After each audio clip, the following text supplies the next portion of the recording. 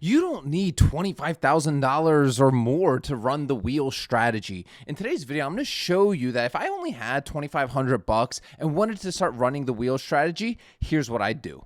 Yo, what is going on, Premium Chasers? I hope you're having a God-blessed day today. Every single person that comments down below is going to get our Option Sellers Starter Kit. This is perfect for those of you that, one, have small accounts, and two, are trying to get involved in the wheel strategy. So if you want that full playbook, just drop a comment down below. I'll personally send it over to you, and hit the like button and that subscribe button while you are down there. But guys, today's video is all about a small account of, let's say, only $2,500 and what I would do if I wanted to run the wheel strategy. So first and foremost, what we have to do is find a setup. All right? No ifs, ands, or buts, right? We ideally want to start the wheel strategy in our advantage, okay? Meaning that, hey, we have a decent setup. Now, what is a decent setup? Well, typically that means the stock is trading towards its bottom Bollinger Band, right? It's oversold on its RSI, and most importantly, it's a stock that you would love to own long term. Cannot stress this enough. One of the biggest reasons people get burned with the wheel strategy is because they run it on stocks that they don't believe in, because they're blinded by the premium, right? And then they just end up having to hold a basically, lack of a better word, a garbage stock, right? And you're not even able to do your covered calls or anything on that, right? Which is obviously a terrible situation. That's the worst. That's the biggest risk of the wheel strategy, right? Getting stuck holding a crappy stock that you can't get out of, run covered calls on, and then boom, it just kind of really hurts your portfolio. And trust me, I've been there. Give an amen if you've been in there, because I know we ain't been the only one. A lot of us get the premium blinders, right? But with that said, one of the good setups that I've been looking at recently is Fiverr, okay? Now, I have a couple technicals, indicators on here, guys, that I want to quickly share with you, especially if you're just a brand new. I know recently a lot of the videos kind of just getting right into it, but especially if you're like a beginner, I know you probably have no idea what I'm even looking at right here. So I have a couple indicators here, and indicators are my moving average. I have a 200-day moving average, right? I have my 300-day moving average, which is this one right here, the $27, right? Excuse the boy, he's colorblind. He's got to have these vibrant colors. My RSI is right here, and then I have my Bollinger Bands with this middle number set to 30, and that basically gives me my 30-day moving average. So you can see here on Fiverr, we have a $28 or $28.83 30-day moving average, okay? So taking a look at Fiverr, we could see when we added our indicators on here, right, it adds all these intimidating lines. Well, it's not really intimidating, right? We could see that Fiverr is trading towards its bottom Bollinger Band. It's at a 24. Look, it just jumped from 26 to 24 live on us. That it is oversold, right? Meaning people are pouring out of the stock. It's being sold off. And what does that do to a stock price when it's being oversold? The price goes down. And when we look at the Bollinger Bands, you could see we often, sometimes we blow past it, and we kind of stay always in this Bollinger Band area. Now, listen, I'm the first one to tell you, indicators, people on YouTube, right? Nobody knows what a stock is gonna do. Go just look at SoFi, right? Or Nvidia, right? Nobody knows what a stock is gonna do, but it helps us make better decisions on choosing when to sell options, when to do cash secured puts, and when to do covered calls. So the first step of the wheel strategy is doing a cash secured put. And if you don't know what a cash secured put is, it basically is us saying we're willing to buy 100 shares of a stock, right? For this example, we're going to say, hey, we want to buy 100 shares of Fiverr on a date that we choose and for a price that we choose. And just for saying that, right, we're going to collect a premium from these silly little options buyers. So right here, we could see we're towards the bottom Bollinger Band. That means it's oversold, and that is a good opportunity to explore looking at selling a cash secured put on it. Why? Well, we typically get a better strike price and better premium as opposed to, doing it when it was at like $33 just a month ago. Okay. So coming back over to our options chain, I'm here just using Robinhood. Your brokerage doesn't necessarily matter, guys. One of the things that I'm going to be starting to do on this channel is explore different brokerages. Now that I've been doing like this channel for the last few months, right? Like I want to try out different brokerages myself and just explore what's out there. But I know Robinhood is very, very simple for beginners, and it kind of makes it a little harder to mess up. Some other brokerages, like, obviously the portfolio on the channel, we're using Fidelity because we get the passive interest, cash secured put interest, which I love. But Robinhood is great if you're just getting into it and just want to have something very simple, okay? So we're going to go to our trade Fiverr options section. We're going to click sell a put, okay? We are in the right place. We're not silly options buyers. We are option sellers. When we're a seller, we're collecting premium from the options buyers, okay? Why do they do that? Why are options buyers paying us? Well, they want to be able to control 100 shares of a stock without actually having to buy 100 shares of a stock. Okay, that's the appeal of it, right? You essentially get to the options buyer gets to control 100 shares of a company, right, without putting up $2,500, right?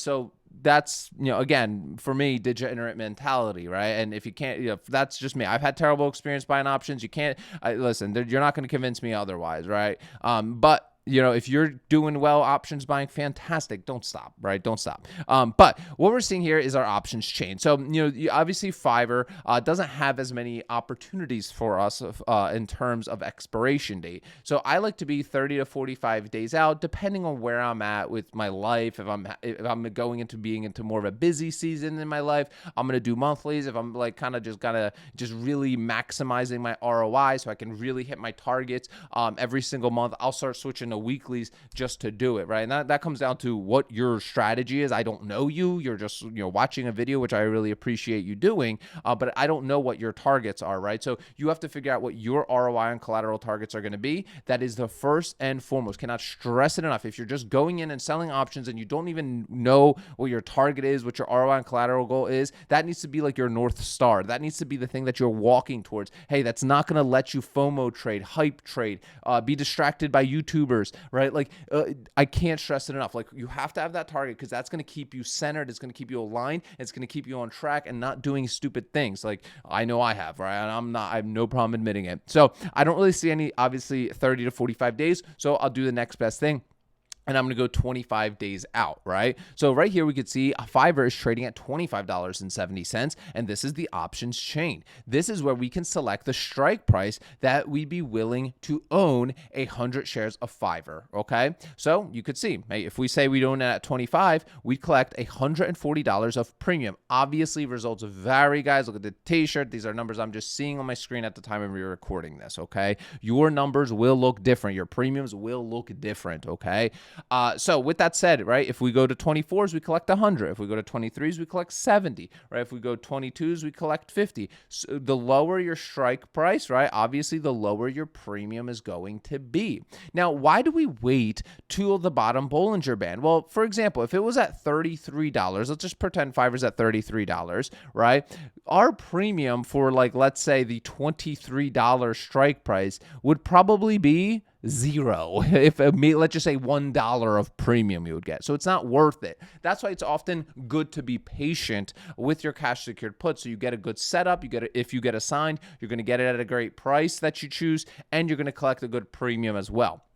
So for this example, right, listen, we can talk about all the technicals. We could talk about all the Greeks. We could do all that kind of stuff, right? We can. But at the end of the day, right, you have to figure out what price you want to own it at. And number two, does it hit your ROI and collateral goal? Because if it doesn't hit your ROI and collateral goal, then it's probably not a good trade, right? Like, I don't know about you. But so that's what I'll start doing. I'll open up the 23s. I'll be like, okay, that's a 24 delta. That means a 24% chance that I'm going to have to be assigned, right? Just under 80% chance that I'm going to expire worthless and not have to buy it, right? So I'm wrapping up $2,300 of our $2,500 budget. So right here, I will go ahead and put my $2,300. And you will see that, let me click OK here on that email. So my collateral is $2,300. I'm collecting, right, $70 right here of premium, right? $69.96. We'll just say 70 for simple math. We're collecting $70 of premium upfront from the options buyer. And that gives us a 3% collateral return on our collateral, right? Obviously, again, disclaimer, these numbers are going to look different when you look at your screen, right? These are just what I'm seeing at the time when recording this, right? My expiration date is going to be 25 days out. That's solid, very, very solid. I like that. So 25 days to expiration. I always like to look at annual return, just because that helps me gauge when I'm going to close out early and stuff like that. We have more content on the channel talking about that stuff, or click the first link in the description if you want to learn more about the Ark Options Strategy. And if you want all of these calculators, it's all free. I want you to use this stuff, actually, believe it or not. It's all free in our Facebook group. That link will also be down below in the description. So our premium collected here is $70. We're locking up $2,300, right? We're doing just a single contract, because that's the title of this video, and we're getting a 3% return. Is a 3% return in this 25-day period good on your money? If you say no, you got problems, bro. Like if you use it, first of all, this is already a riskier return for sure, right? Obviously, Fiverr is been on a bit of a downtrend recently, but if you love it at 23, I believe this is a fantastic trade. If it's a little too risky for you, you can go down in strike price, right? You could go down to the 22s and collect $45, right? So if we go down to the 22s, right, now we're wrapping up $2,200, right?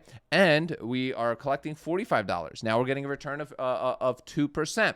What are the targets? Again, that's going to come down to you. For me, I'm not shooting for moonshots. Like, guys, I'm not going for 4, 5, 6% return in a month. When you see premiums like that, you are missing something, right? When you are getting premium where it's 6, 7, 8, 9, 10% return on your collateral in a short period of time, understand that you are taking on a lot of risk. You are taking on a lot of risk as an option seller.